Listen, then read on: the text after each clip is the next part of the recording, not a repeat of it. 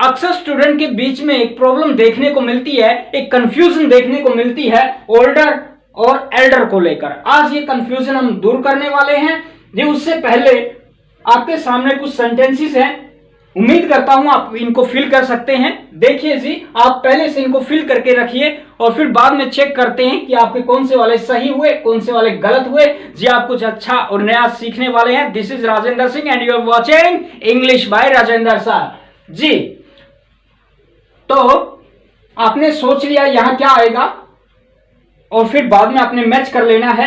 मैं सारी कंफ्यूजन दूर कर देता हूं, पहले समझा देता हूं, फिर ये आपके लिए बड़े ही आसान हो जाएंगे जी। पॉजिटिव डिग्री, कंपेरेटिव डिग्री और superlative degree, old, older, oldest. और यहां क्या आएगा ये मैं आपको वीडियो के एंड तक बताने वाला हूं। ये बड़ी ही रोचक बात है, बड़ी इंटरेस्टिंग बात है, ये आपको जरूर जाननी चाहिए जी।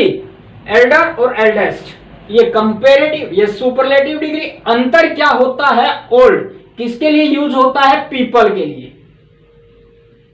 पीपल और थिंग्स के लिए, पीपल और थिंग्स के लिए जी। यहां जो वर्ड्स आएगा यानी कि ये वो किसके लिए यूज होता है? वो होता है पीपल के लिए, पीपल, लोग के लिए। अरे फिर ये क्या कंफ्यूजन हुई भाई, यहां भी पीपल यहां भी पीपल, ये तो समस्या हो जाएगी आपके लिए। ये डिफरेंशिएट करना बहुत जरूरी है और यही चीज हमें आज जाननी है जी।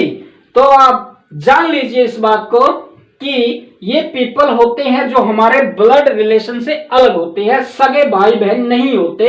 उनके लिए हम ओल्ड, ओल्डर, ओल्डेस्ट लगाते हैं, या फिर कोई वस्तु चीज होती है उसके लिए हम ओल्ड, ओल्डर, ओल्डेस्ट लगाते हैं। पुराना या एज में पुराना, एज में बड़ा। तो यहां जो वर्ड आएगा वो वीडियो के एंड तक मैं बताने वाला हूं, लेकिन वो पीपल हमारे ब्लड रिलेशन वाले होते हैं, सगे भाई या बहन। तो एल्डर और एल्डेस्ट जी। अब ये सेंटेंस आपके सामने फिल करके आपने रख ली हैं बिल्कुल, लेकिन मैच करते हैं जो अब मैंने आपको सही बात सिखा भी दी है। देखिए जानते हैं कि क्या आएगा, कैसे आएगा, क्यों आएगा जी। फर्स्ट सेंटेंस आपके सामने, तो फिल करने की कोशिश कीजिए और आपका आंसर मैच कीजिए। और यहां आंसर रहेगा जी कौन सा बताइए? आपने सोच लिया है ओल्डर जी। एक्सप्लेन कर देते हैं क्यों रहा ओल्डर। देखिए जी, एक बात बिल्कुल तय हो गई है कि यहां देन आया हुआ है। देन आता है तो कंपेरेटिव डिग्री यूज होती है देन के लिए। कंपेरेटिव डिग्री तो ER वाला आएगा, या फिर ये आना था या फिर ये आना था जी। तो कंपेरेटिव डिग्री हो गया तो माय फ्रेंड्स, मेरे मित्र हैं जो आर हैं, ओल्डर हैं देन योर्स, आपके मित्रों से। तो जी यही आंसर आपका पड़ा है थोड़ा सा, और आपके फ्रेंड्स अब ब्लड रिलेशन में भी नहीं है तो ओल्डर हो जाएगा। ठीक है जी। Next sentence, my dash brother is coming today. My dash brother है वो इज कमिंग टुडे, वो आज आ रहा है, टुडे। तो यहां भरेंगे हम जी, आपने भी सोच लिया है ELDER, एल्डर। एल्डर भर सकते हैं जी। अभी आंसर एक और आ सकता है, उम्मीद करता हूं आप सही बताएंगे। एल्डर ब्रदर है, मेरा बड़ा भाई है, वो है जो ब्रदर की बात कर रहे हैं, ब्लड रिलेशन की बात कर रहे हैं। My Elder brother is coming today, आज आ रहा है। तो अगर वो दो भाई हैं तो क्या रहेगा? एल्डर ही रहेगा। वो एक तो खुद हो गया और दूसरा वो एल्डर है तो आ रहा है, तो उस सेंस में क्या करेंगे? एल्डर लगा देंगे। लेकिन ऐसा तो यहां कुछ भी नहीं लगा कि कितने भाई हैं। अगर वो 3 या 3 से ज्यादा होंगे तो एल्डेस्ट भी तो आ सकता है जी। हाँ, दोनों आंसर रहेंगे एल्डर और एल्डेस्ट। बिल्कुल बढ़िया जी। आप और कुछ अच्छा सीखने वाले हैं। हाँ जी, next sentence, are dash were highly responsible. अरे कौन? ये सेंटेंस जी हाँ बिल्कुल सही है, लेकिन आप यहां सही डिग्री ऑफ एडजेक्टिव फिल कर दीजिए। सेंटेंस में कोई कमी नहीं है, सीखते जाओ। Are dash were highly responsible, बड़े ही हाईली रिस्पॉन्सिबल हैं हमारे डैश हैं जो, वो क्या होने चाहिए? आपका आंसर है एल्डर्स। एल्डर्स हमारे जो बड़े हैं, सगे हमारे बड़े, वो हाईली सॉरी मैं आपको क्या बोल गया, यह है रिस्पेक्टेबल, रिस्पॉन्सिबल बोल गया शायद मैं आपको, नहीं रिस्पेक्टेबल हैं, वो रिस्पेक्ट करने योग्य है, रिस्पेक्टेबल। एबल, ABLE उसको हम प्रोनाउंस करते हैं, वर्ड के एंड में मिलते हैं ABLE एबल, उसको जहां भी मिले आपने मोस्टली उसका प्रोनाउंसिएशन रहता है, वो रहता है बल। एबल को एबल नहीं बोलेंगे, ABLE उसको बोलेंगे बल। रिस्पेक्टेबल, रिस्पॉन्सिबल, बल, एबल नहीं। तो इस पे भी एक वीडियो बनी हुई है, NESS, वो नेस नहीं होता, उसका उच्चारण होता है नस, ऐसे। चलो जी अपने नेक्स्ट बात पर आते हैं, और ये सेंटेंस आपके लिए बड़ा ही महत्वपूर्ण जी। This is our dash house. जी लगाइए, आप क्या लगा रहे हैं? यहां का आंसर रहेगा ओल्डेस्ट। ओल्डेस्ट।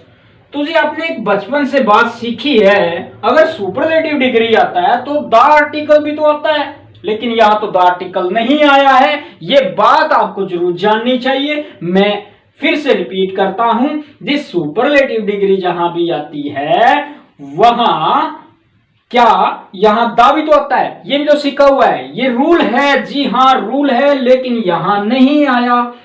तो जी अगर एल्डेस्ट लगाते हैं तो यहां भी नहीं आया दा।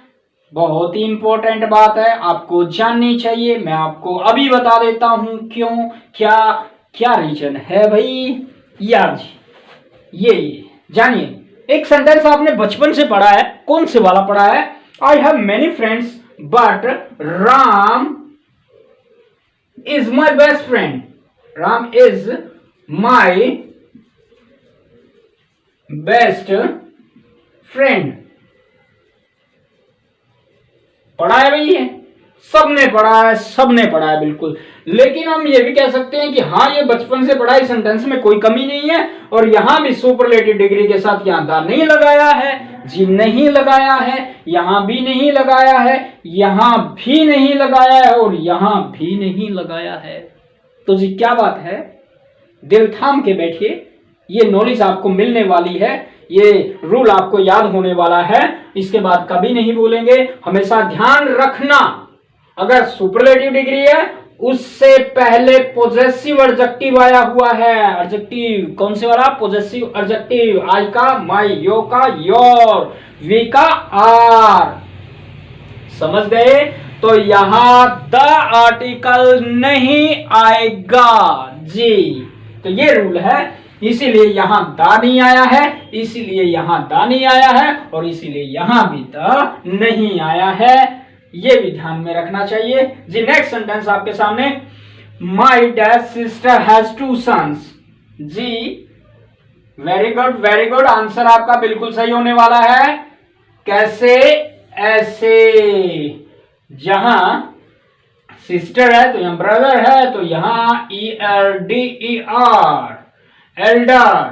और क्या आ सकता है? ELDEST, एल्डेस्ट आ सकता है। माई एल्डर और एल्डर सिस्टर हैज 2 सन्स, 2 बच्चे हैं, सन हैं, बेटे हैं।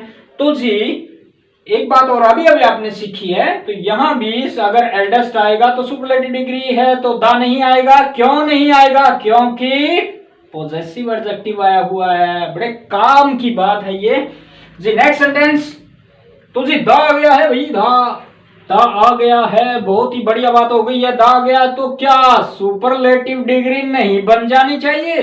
जी बिल्कुल बन जानी चाहिए, और आपका आंसर बिल्कुल एब्सोल्युटली करेक्ट है। Oldest, OLDEST, oldest. टेम्पल की बात हो रही है ना, तो थिंग्स वस्तु के हिसाब से ओल्डेस्ट रह जाएगा। This is the sorry this is the oldest town, sorry oldest temple in the town. ये सबसे पुराना टेम्पल है इस टाउन में। नेक्स्ट सेंटेंस, और फिर से फिर से द गया है, सुपरलेटिव डिग्री बनता है। सेंटेंस के अंदर ही आंसर ढूंढने की कोशिश करेंगे तो मोस्टली और मोस्टली आंसर मिल ही जाता है जी। This is the oldest edition of this book. This का सबसे पुराना एडिशन है ये जी। आपके आंसर मैं उम्मीद करता हूं सारे के सारे बिल्कुल सही मिलेंगे। आपने सीख लिया था जी। अब ये बात जिसके लिए आप रुके हुए हो इस वीडियो पर, आपको ये वीडियो के लिए ये बात जाननी जरूरी है, ये भी अहम बात है जी।